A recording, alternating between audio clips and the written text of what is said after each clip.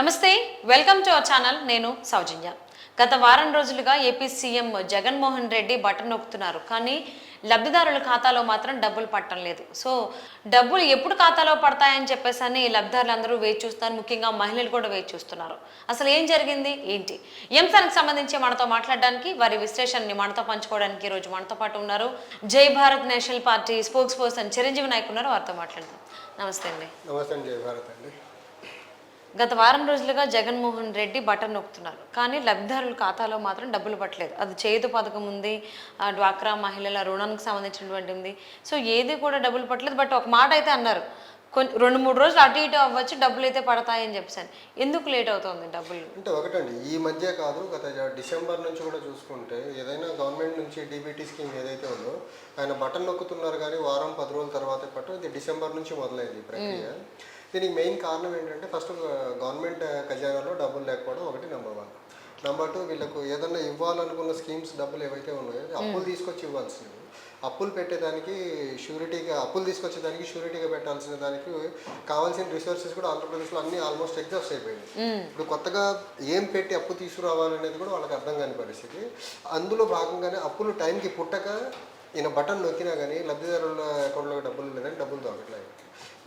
దాంట్లో ప్రయత్నంలో భాగంగానే వీళ్ళకి డబ్బులు రావడం లేట్ అవుతుంది. ఓకే. సో అంటే కేంద్రం నుంచి కూడా అప్పు తీసుకురావడానికి ఒక బ్రేక్ పడింది, అక్కడి నుంచి కూడా డబ్బులు రావట్లేదు సో అని కూడా వార్తలు వస్తున్నాయి. అంటే ఒకటండి, ఇప్పుడు కేంద్రం నుంచి తీసుకురావడం దేనికి కూడా ఎఫ్ఆర్బిఎం లిమిట్ ఒకటి ఉంది కదా, ఆ లిమిట్ ఎప్పుడో ఎక్సీడ్ అయిపోయింది గవర్నమెంట్.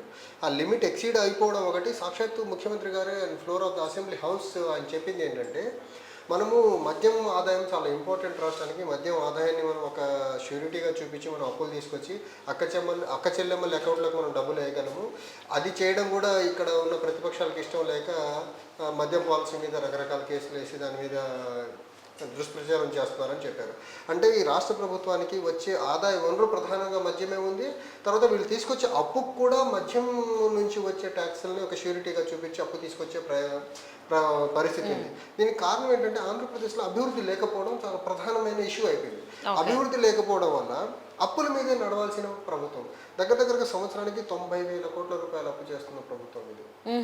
దానికి తోడు రీసెంట్గా నాతో మాట్లాడుతున్న కమర్షియల్ ట్యాక్స్ డిపార్ట్మెంట్ నుంచి ఒక ఎంప్లాయీ నాతో మాట్లాడుతూ అని చెప్పింది ఏంటంటే, గవర్నమెంట్ ఎంప్లాయీస్కి ఇవ్వాల్సిన అరియర్స్ ఏవైతే టీఏలు డిఏలు రకరకాల అరియర్స్ అన్నీ 21,000 ఆరు 22,000 కోట్ల రూపాయలు గవర్నమెంట్ ఉద్యోగులకు రావాల్సిన డబ్బు కూడా ఈ ఫ్రీబీస్కి బటన్ నొక్కి ఇచ్చేదానికి పంపించేశాడు. గవర్నమెంట్ ఎంప్లాయీస్ అందరూ ఈ ముఖ్యమంత్రిని ఎప్పుడెప్పుడు గద్దె దింపాలనేసి కంకణం కట్టుకొని కూర్చొని ఉన్నారు. గత 5 సంవత్సరాల్లో ప్రభుత్వ ఉద్యోగులకు రావాల్సిన అరియర్స్ అన్ని పెండింగ్లోనే ఉన్నాయి.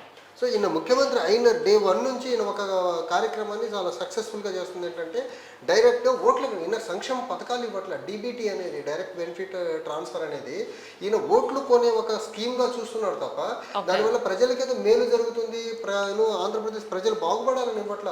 ఈ డబ్బు చూసి నాకు ఓటేస్తారు, నేను పంచే డబ్బును చూసి ఓటేస్తారనే ఒక ప్రయత్నంలో ఈయన ముందుకు వెళ్తున్నాడు తప్ప ఈ డబ్బుల వల్ల రాష్ట్రం ఏ రకంగా అభివృద్ధి చెందదనే విషయం జగన్మోహన్ రెడ్డి గారికి క్లారిటీ ఉంది.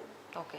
అంటే అలాగే ఇవి ఏవైతే డబ్బులు ఉన్నాయో ఈ సంక్షేమ పథకాలకు సంబంధించి ఇవ్వాల్సినవి, చేయూత కావచ్చు, లేకపోతే మహిళా రుణాలు కావచ్చు, ఇవన్నీ కూడా కొంతమంది కాంట్రాక్టర్లకి చెల్లించాల్సినటువంటి బిల్లులు ఉన్నాయి కాబట్టి అలా చెల్లించారు ఈ డబ్బులన్నీ కూడా అని కూడా ఆరోపణలు వస్తున్నాయి. ఇప్పుడు నేను ఇందాక చెప్పినట్టు ప్రభుత్వ ఉద్యోగుల డబ్బులు వాడేశారు. ఇప్పుడు ఈ స్కీమ్స్ ఇవ్వాల్సిన డబ్బులు ఏవైతే ఉన్నాయో కాంట్రాక్టులకు చెల్లించారంటే, ఇప్పుడు ఎలక్షన్ చేయాలి కదా వీళ్ళు.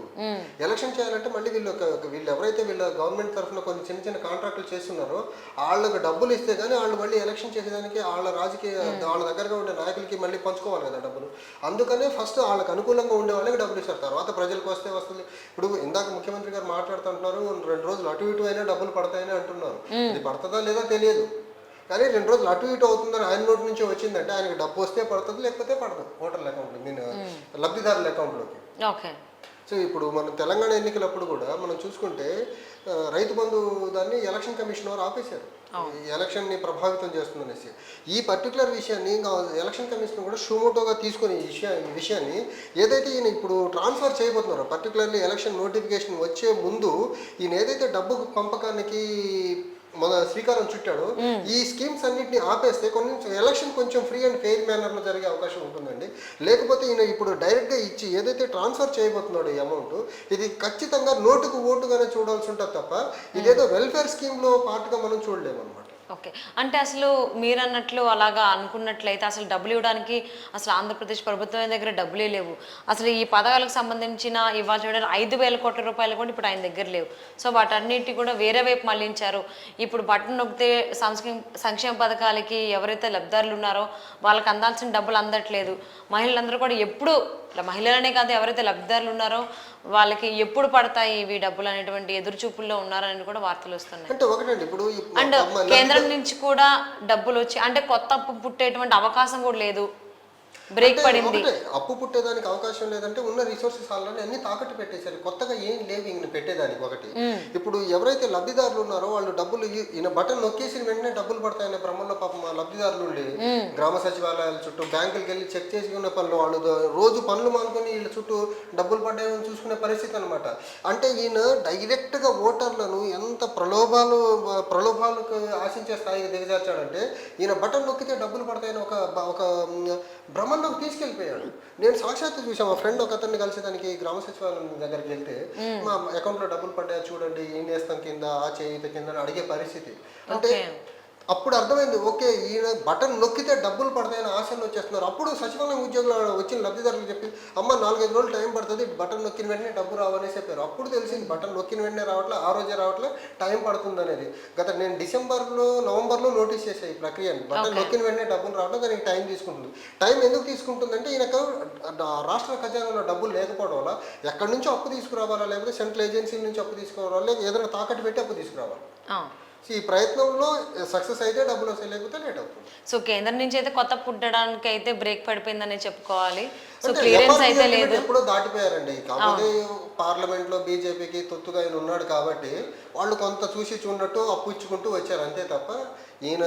సో ఇప్పుడైతే ప్రజెంట్ ఆ సిచ్యువేషన్ లేదు, కొత్త అప్పు పుట్టడానికి ఛాన్స్ లేదు వైసీపీకి సంబంధించి. అలాగే బటన్ నొక్కుతుంటే ఆల్మోస్ట్ ప్రజెంట్ అయితే తెలిసింది వారం రోజుల నుంచి అని, మీరు ఇంతకు ముందు నుంచి కొన్ని నెలల నుంచి అంటున్నారు. సో మరి ఆ డబ్బులు పడతాయా, అటు ఇటు అయితే పడతాయని అంటున్నారు జగన్మోహన్ రెడ్డి గారు. మరి ఏం జరుగుతుందని చూద్దామండి. ఎదురుచూపులు అయితే చూస్తున్నారు లబ్ధిదారులు అందరూ కూడా. సో నెక్స్ట్ వాళ్ళు ఎదురుచూపులుగానే ఉంటాయా, లేకపోతే ఇప్పుడున్న పరిస్థితుల్లో ఒకటైతే క్లియర్ అండి, ఈయన బటన్ నొక్కినంత మాత్రాన ఆయన దగ్గర జీతాలు ఇచ్చేదానికే డబ్బులు లేవు. ప్రభుత్వ ఉద్యోగులకి టైంకి జీతాలు లేవు. నిన్న నాతో ఒక ఎంప్లాయ్, స్టేట్ గవర్నమెంట్ ఎంప్లాయ్ ఒక అతను మాట్లాడతా ఫోన్ చేసి అంటున్నాడు, అన్న ఈయన మళ్ళీ ముఖ్యమంత్రి అయితే మా జీతాలు ఇప్పటికే లేటుగా వస్తున్నాయి, నెక్స్ట్ మళ్ళీ గెలిస్తే మా జీతాలు అసలు వస్తాయా ప్రతి నెల అనేది కూడా డౌట్ఫుల్గా ఉంది. ఏంటంటే ఈ ఫ్రీ బీస్ అనేసి ఇవ్వాల్సిన డబ్బులు ఇస్తున్నారు, లేకపోతే వాళ్ళకి అనుకూలంగా ఉన్న వాళ్ళకి కాంట్రాక్ట్లు ఇచ్చుకుంటున్నారు తప్ప ప్రభుత్వ ఉద్యోగులకి టైంకి జీతాలు రావట్లేదు. ఈయన మళ్ళీ గెలిస్తే మాకు అసలు మా టీఏలు డిఏలు లేకపోతే మాకు రావాల్సిన ఏరియాస్ పక్కన పెడితే టైంకి జీతం వస్తుందా రాదా అనే భయాందోళనలో మాత్రం ఇప్పటికీ ప్రభుత్వ ఉద్యోగులు అయితే ఉన్నారండి. అవును. సో ఎవరైతే సంక్షేమ పథకాలకు సంబంధించినటువంటి లబ్ధిదారులు ఉన్నారో వాళ్ళందరూ కూడా ఫిర్యాదులు చేస్తున్నారో రావట్లేదు, అకౌంట్స్లో డబ్బులు పడట్లేదని. సో వాళ్ళ ఫిర్యాదులు ఏం చేస్తారు, ఏంటి ఏపీ ప్రభుత్వం అనేది వేచి చూద్దామండి. And thank you so much for spending your valuable time with Chiranjeevi. Thank you అండి.